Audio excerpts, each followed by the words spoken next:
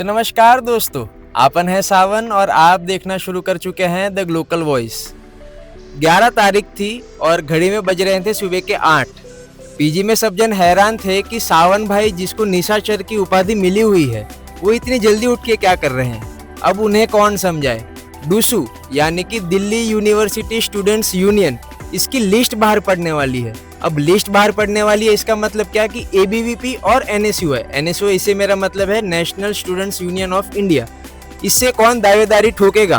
और 18 तारीख को कुरुक्षेत्र में यानी कि डूसू की इलेक्शंस में दो दो हाथ कौन करेगा, ये हमें पता चलने वाला था और ये मौका हम कैसे छोड़ सकते थे। तो ऐसे ही एनएसयूआई की तरफ से लड़ने वाले, वाइस प्रेसिडेंशियल कैंडिडेट से लड़ने वाले हमारे साथ राहुल भैया हमारे इंटरव्यू देने के लिए तैयार हो चुके हैं। तो हम आज उनका इंटरव्यू लेंगे। नमस्ते भैया, कैसे हैं आप? बहुत अच्छा हूँ भाई, आप बताइए। बहुत बढ़िया भैया। राहुल भाई, जो भी 11 तारीख से टिकट मिली है उसके पहले भी आपने जो प्री कैंपेनिंग की है उसका जो भी फीडबैक रहा वो कैसा रहा? देखिए, 11 तारीख टिकट अनाउंस होने से पहले मैं कैंपस में अराउंड 2 से 3 बार हर एक कॉलेज में जाकर के आया। वहाँ स्टूडेंट्स के बीच से मुझे बहुत ही पॉजिटिव और बहुत ही ज़्यादा प्यार मिला। समय का थोड़ा सा क्रंच है तो हम हमारा इंटरव्यू थोड़ा सा शॉर्ट रखेंगे और मुद्दों पे ज़्यादा हम फोकस करेंगे। तो राहुल भाई, आप पहले से बहुत ही प्री कैंपेनिंग कर रहे हैं, तो बच्चों के बीच आप गए हैं, आपको पता है कि बच्चों के मुद्दे क्या हैं। तो आपके हिसाब से दिल्ली यूनिवर्सिटी के छात्रों के मुद्दे क्या हैं? सबसे पहला मुद्दा और सबसे अहम मुद्दा है दिल्ली विश्वविद्यालय के स्टूडेंट्स का हॉस्टल का। दिल्ली विश्वविद्यालय में मैक्सिमम 90% के लगभग स्टूडेंट्स किसी और प्रदेश से आते हैं। यहाँ तक कि मैं भी एक प्रवासी छात्र हूँ। यूपी से, बिहार से, झारखंड से, राजस्थान से, उड़ीसा से, केरला से, अलग अलग राज्यों से दिल्ली विश्वविद्यालय के मैक्सिमम स्टूडेंट्स आते हैं। लेकिन यहाँ आने के बाद उनको जो सबसे बड़ी प्रॉब्लम फेस करनी पड़ती है वो है यहाँ अकोमोडेशन की। यहाँ आकर के उन्हें बहुत ही महंगे दामों पर पीजी में रहना पड़ता है या बहुत ही महंगे दामों के फ्लैट्स में रहना पड़ता है। तो जैसा कि आप देख सकते हैं, राहुल भाई ने 2-3 बड़े बड़े मुद्दे गिनाए हैं। राहुल भाई, जैसे कि लिस्ट निकली तो मैं भी बच्चों के बीच गया और मैंने उनसे पूछा कि आपके हिसाब से आपके मुद्दे क्या हैं। तो लोगों ने कहा कि यह बहुत से कैंडिडेट्स ये कहते हैं कि हम सामान्य पृष्ठभूमि से आते हैं, पर जैसा कि हम देखते हैं डीयू में हर बार बड़े बड़े गाड़ियों के काफिले हैं, चॉकलेट्स बांटना है, पेन्स बांटना है। मिडिल क्लास का मतलब होता है कि क्रंच, रिसोर्सेज का क्रंच होना। तो कैंडिडेट्स के पास, सिर्फ आपके पास ही नहीं, बाकी कैंडिडेट्स के पास भी जो इतना बड़ा रिसोर्सेज आ रहे हैं, ये बैकिंग का रीज़न क्या है? ये देखिए, ऐसा कुछ नहीं है कि मैं किसी बड़े परिवार से आता हूँ। मैं भी एक किसान परिवार का ही बच्चा हूँ। जो मेरे साथ में लोग लगे हुए हैं, जो मेरी टीम लगी हुई है, जिस प्रकार वो मेरा सहयोग कर रहे हैं, जिस प्रकार मुझे किसी भी चीज़ की आवश्यकता पड़ती है, तो हम सभी मिल कर के छोटा छोटा सहयोग सबसे करवाते हैं। छोटे छोटे सहयोग से हम पूरा चुनाव लड़ रहे हैं। पिछले साल भी हमने छोटे छोटे सभी के सहयोग से पूरे चुनाव की तैयारी करी थी। जी। भैया, और एक दो प्रश्न उन्होंने मुझे पूछे कि भाई तुम अगर जा ही रहे हो तो ये भी पूछ ही लेना।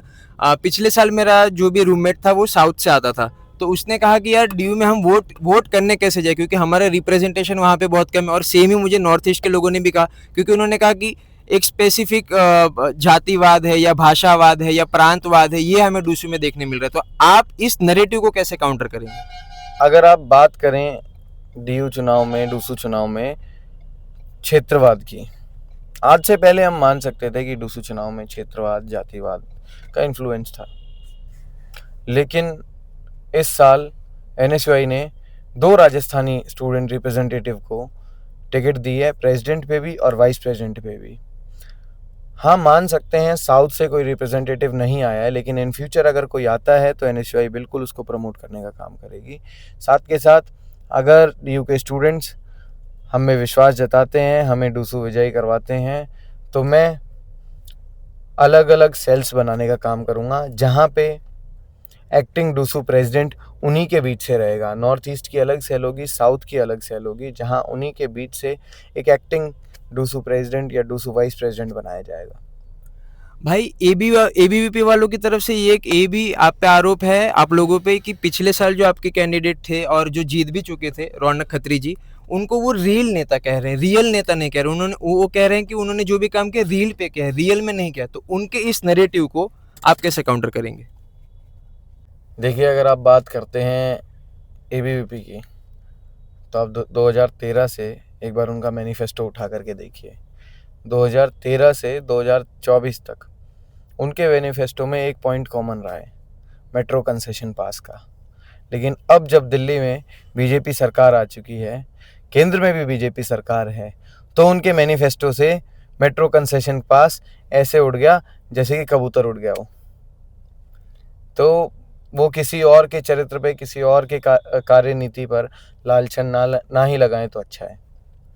भाई बस एक आखिरी सवाल, भाई मेरा सवाल था कि डीयू में जो वोटर टर्नआउट होता है वो बहुत ही कम होता है और खास करके महिला जो भी वोटिंग होती है वो बहुत कम होती है। तो उन्होंने मुझे कहा है कि यार आप जा रहे हो तो एक सवाल पूछ लेना कि जो भी समर्थक होते हैं वो आपके समर्थक होते हैं, पर इस भीड़ का फायदा उठा के कुछ असामाजिक तत्व भी उसमें घुस जाते हैं।